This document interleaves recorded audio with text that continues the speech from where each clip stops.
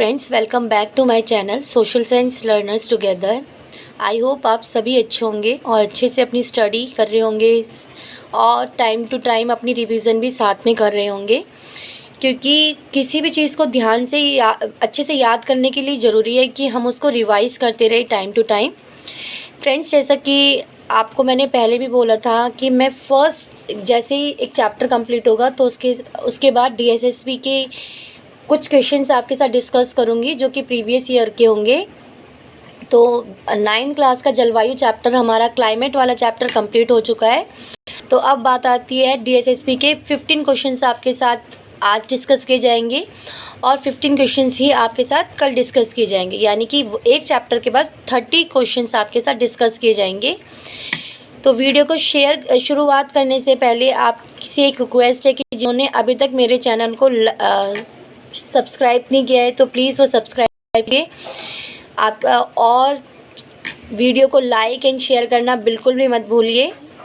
तो चलिए शुरुआत करते हैं आज के हमारे 15 क्वेश्चंस की, जो कि मेल शिफ्ट 3 के हैं 6 सितंबर 2021 के। क्वेश्चन फर्स्ट है कि किंग लुई 16 ने किस वर्ष में यह घोषणा की थी कि वह एस्टेट जनरलों का समाधान करेंगे। आपको पता है कि फ्रांस में जिस समय में फ्रेंच रेवोल्यूशन होने वाली थी, उस समय किंग 16 जो थे वहाँ के सम्राट बने थे, तो उन्होंने बोला एस्टेट जनरलों का समाधान करेंगे। और वो कौन से ईयर की बात है? 1788 की। आप एक बार मेरे साथ फिर से बोलिए, कौन सा ईयर था वो? 1788। क्वेश्चन 2, लुई 16 के लिए फ्रांस में किसने वित्त मंत्री के रूप में कार्य किया? यहाँ पर आपको ध्यान रखना है, फ्रांस में किसने वित्त मंत्री के रूप में कार्य किया था जो कि सम्राट लुई 16 के लिए? तो वो थे जैक्स नेकर। कौन थे वो? जैक्स नेकर। और जैक्स नेकर कहाँ जन्मे थे? स्विट्जरलैंड में। क्वेश्चन 3, आयोग ने जलियांवाला बाग हत्याकांड की जांच की थी। कौन सा आयोग था जिसने जलियांवाला बाग हत्याकांड की जांच की थी? आपको पता है कि जो हमारा जलियांवाला बाग हत्याकांड हुआ था वो 13 अप्रैल 1919 को हुआ था। और जलियांवाला बाग को अमृतसर नरसंहार भी कहा जाता है। तो इसकी जो जांच करनी थी वो कौन से आयोग ने की थी? हंटर आयोग ने। और हंटर आयोग से रिलेटेड आपको एक और बात बताना चाहूँगी कि 14 अक्टूबर 1919 को, यानी कि 14 अक्टूबर 1919 को भारत सरकार ने विकार जांच समिति के गठन की कोशिश की थी, जिसके अध्यक्ष बनाया था लॉर्ड विलियम हंटर, और उन्हीं के नाम पर इसका नाम रखा गया था हंटर आयोग। नेक्स्ट क्वेश्चन है, किस चरमपंथी नेता को लोकमान्य के नाम से जाना जाता है? तो फ्रेंड्स, आई होप इसका आंसर आप सभी जानते होंगे, वो है बाल गंगाधर तिलक जी। ठीक है, लेकिन इससे हर क्वेश्चन के साथ मैं कोशिश करूँगी कि आपको उसका कोई अन्य पार्ट भी ज़रूर बताऊं जो कि आपके फर्दर स्टडी में और फर्दर आपके एग्जाम की प्रिपरेशन में हेल्पफुल हो। तो जो उन्होंने बाल गंगाधर तिलक जी ने डेक्कन एजुकेशन सोसाइटी 1884 की स्थापना की थी, यानी कि इसके संस्थापक थे डेक्कन एजुकेशन सोसाइटी के बाल गंगाधर तिलक जी। और ये सोसाइटी बनी कब थी? 1884। आप देख रहे होंगे कि एक क्वेश्चन के साथ आपके साथ इतनी सारी इन्फॉर्मेशन शेयर की जा रही है। ठीक है, ये तो हम सबको पता है कि लोकमान्य के नाम से बाल गंगाधर तिलक जी को जाना जाता था, लेकिन और एक और फैक्ट इम्पॉर्टेंट जो है वो इससे रिलेट करता कौन सा है कि उन्हें जो ये उपाधि मिली थी लोकमान्य जी की, तो वो कब मिली थी? स्वराज आंदोलन के दौरान।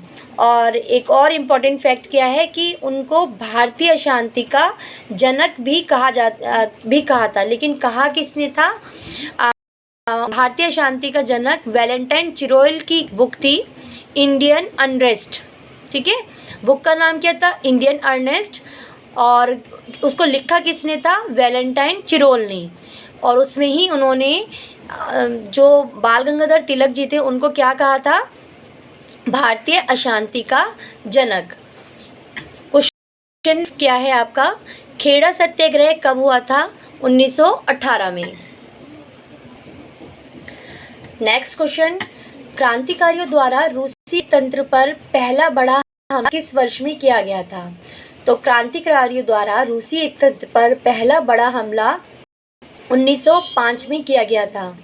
फ्रेंड्स, ये जितने भी क्वेश्चन हैं आपके DSSB मेल शिफ्ट 3 जो कि 6 सितंबर 2021 को हुआ था, इसके प्रीवियस ईयर क्वेश्चंस हैं।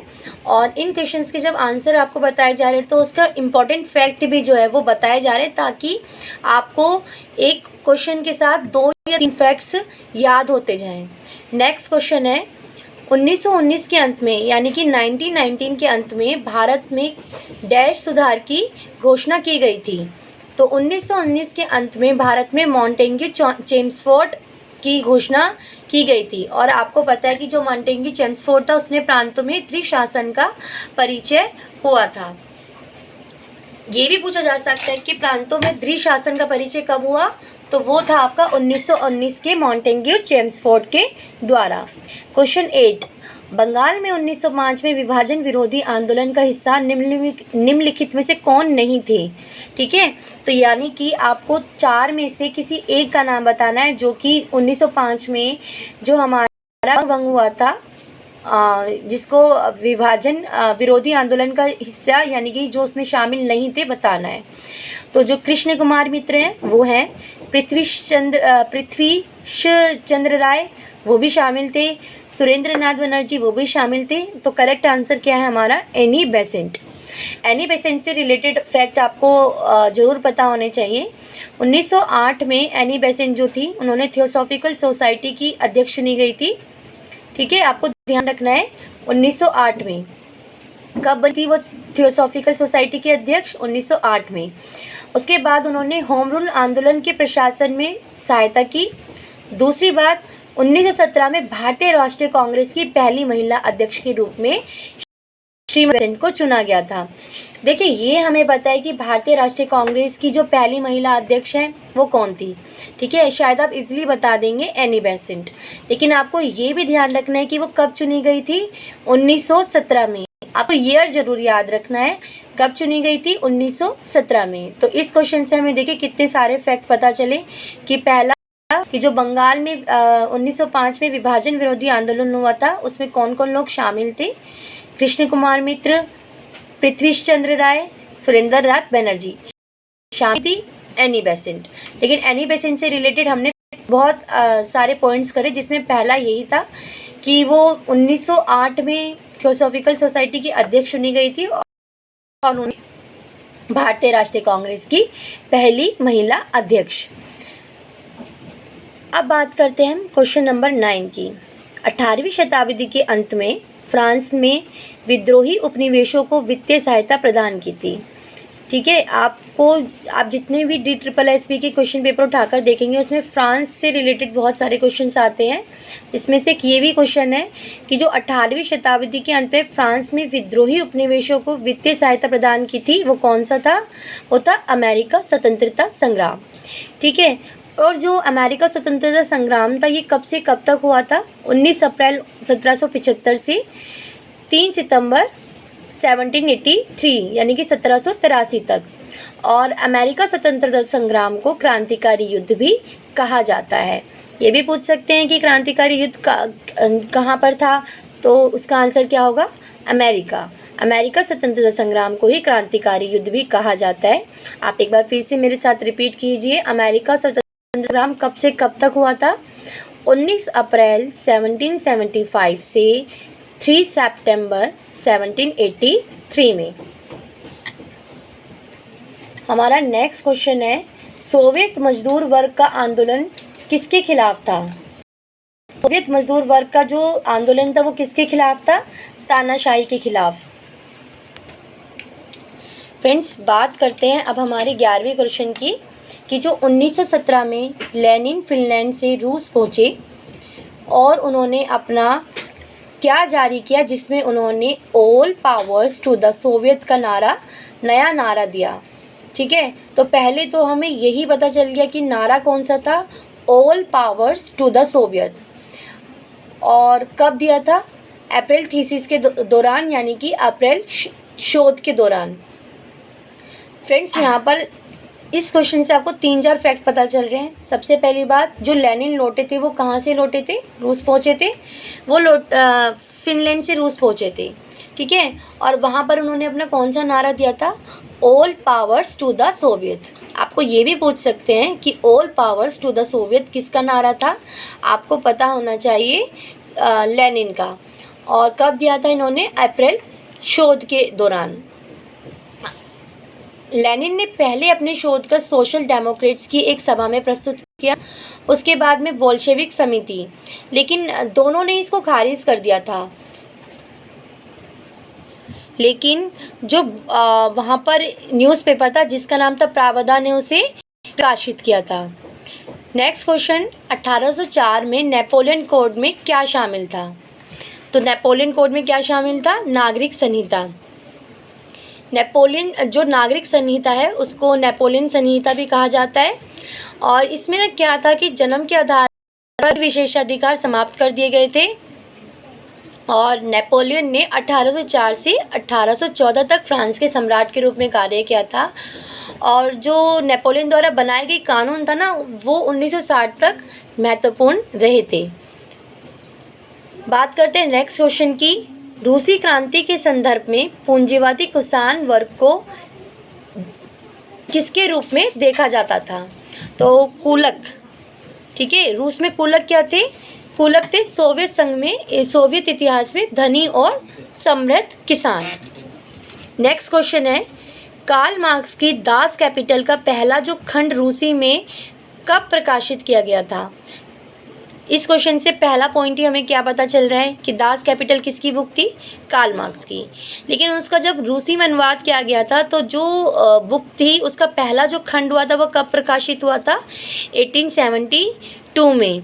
और इम्पॉर्टेंट फैक्ट क्या है एक और, कि कार्ल मार्क्स ने फ्रेडरिक एंगल्स के साथ मिलकर 1848 में, कार्ल मार्क्स ने फ्रेडरिक एंगल्स के साथ मिलकर 1848 में द कम्युनिस्ट मैनिफेस्टो प्रकाशित किया था।